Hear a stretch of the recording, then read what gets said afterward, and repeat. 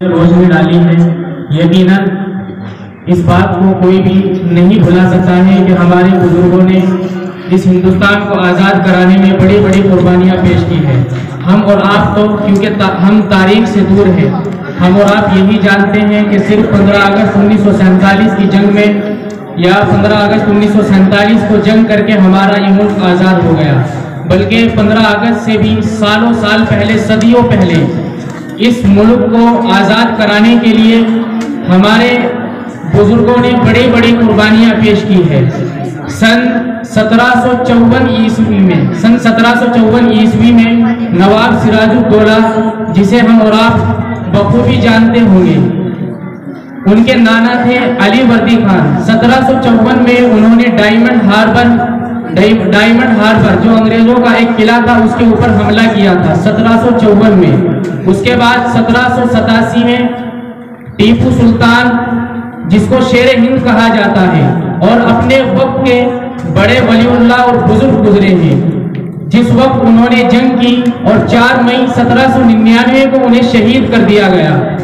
4 مئی 1799 کو شہید کرنے کے بعد اللہ تبارک و تعالیٰ نے ان کے چہرے کے اوپر ان کے ولی اللہ ہونے کی وجہ سے، اپنے وقت کا بزرگ ہونے کی وجہ سے اتنا خوف دشمنوں کے دل میں طاری کر دیا تھا کہ ان کی لاش میدان میں پڑی ہونے کے باوجود بھی انگریزوں کی اتنی ہمت نہیں ہو رہی تھی کہ ان کی لاش کو چھو سکے۔ 3 دن تک سری رنگا پٹنم کے میدان میں جو شیر ہند ٹیپو سلطان ہے، ان کی لاش پڑی رہتی ہے، اور 3 دن کے بعد انگلینڈ سے آیا ہوا ایک شخص جنرل ہارس، انہوں نے ان کی لاش کے اوپر جا کر کے کہا تھا 3 دن کے بعد کہ آج سے ہندوستان ہمارا ہو چکا ہے۔ جس واقعے کو سن کر کے اور پڑھ کر کے آج تمام مسلمانان ہند دوسرے لوگوں کی نظروں میں نظر ڈال کر کے کہہ سکتے ہیں کہ ایک ہندوستان کے ایک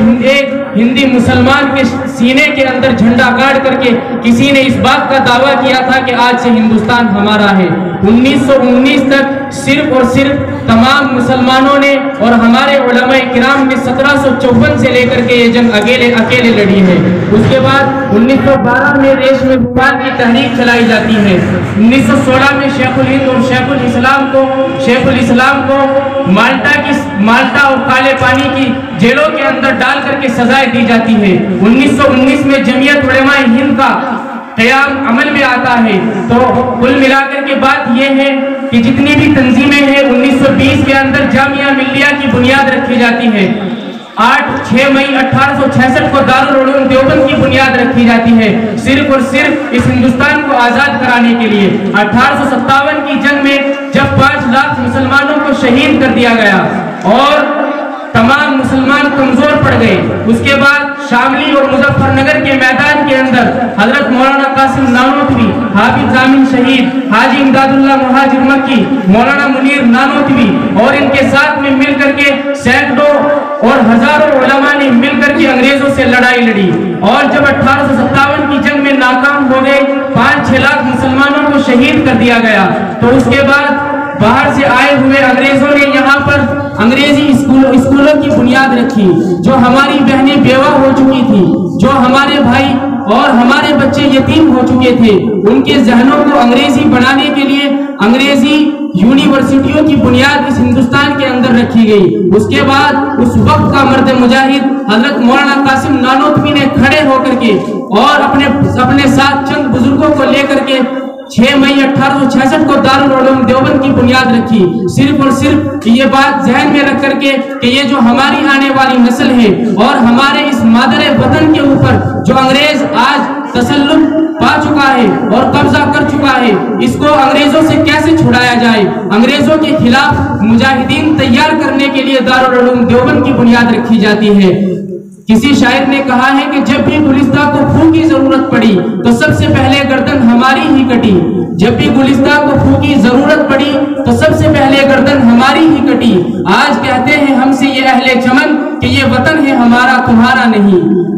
جتنی بھی آپ تاریخ اٹھا کر کے دیکھ لیجئے، تاریخ کے صفحات پر سرخ الفاظ میں آپ کو لکھا ہوا ملے گا اور سنہرے الفاظ میں لکھنے کے قابل ہے۔ جس تاریخ کو آج रद्द व बदल करने की कोशिश की जा रही है। इस हिंदुस्तान की जो ताबीर हमारे उलमा ने देखी थी, आज उस ताबीर से हटा करके नए नए कवानीन नाफिज करने के लिए और मुसलमानों से कहा जाता है कि आप इस वतन से वफादारी का सबूत दीजिए। मुसलमानों के पास इससे बड़ा वफादारी का सबूत और क्या हो सकता है कि 1754 से लेकर 1857 की जंग हो या 1831 की जंग हो या 1947 में अंग्रेजों के खिलाफ लोहा मोल लेना हो,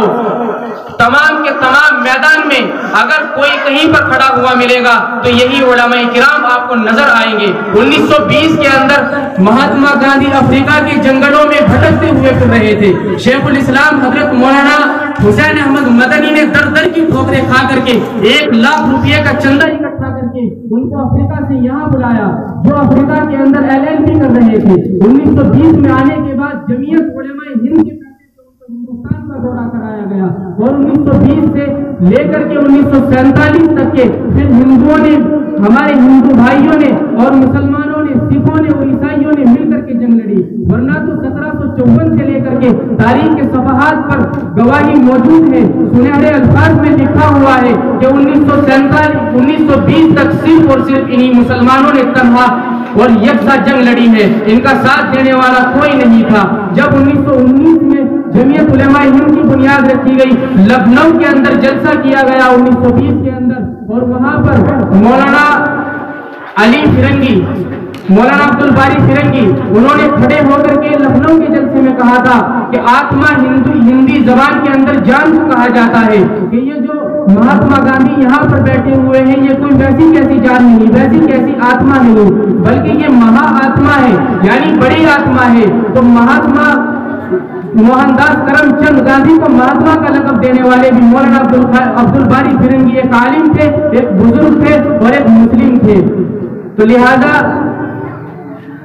तारीख के सफहात पर हमारे उलमाए किराम की कुर्बानियां लिखी हुई हैं और हमारे उलमाए किराम ने इस हिंदुस्तान की ताबीर को देखा था कि हमारा ये हिंदुस्तान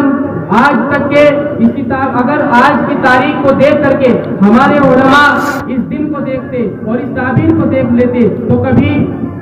हमें ये दिन न देखना पड़ता। कुल मिलाकर के बात ये है कि ये हिंदुस्तान कौमी यकजहती और गंगा जमुनी तहजीब का आलम बरदार है और ये ऐसा चमन है जहाँ अमन, आशती और इत्तेहाद मिल्ली के बेशुमार फूल खिलते हैं, जहाँ हिंदुस्तान के अंदर दीगर अदियान और मज़ाहिब के लोग क़याम पजीर होते हैं, वहीं पर मुसलमान इस हिंदुस्तान के अंदर रीढ़ की हड्डी की हैसियत रखता है। किसी शायर ने क्या खूब कहा है कि कटते ही रहे हम बस्ती में राहबरों की, आंखों में सलाखें रही हम दीदावरों की, लूटी गई इज्जत तो हमारे ही घरों की, काटी गई फसलें तो हमारे ही सरों की, इस देश में बरसों से परेशान हैं हम लोग, बस जुर्म है इतना कि मुसलमान हैं हम लोग।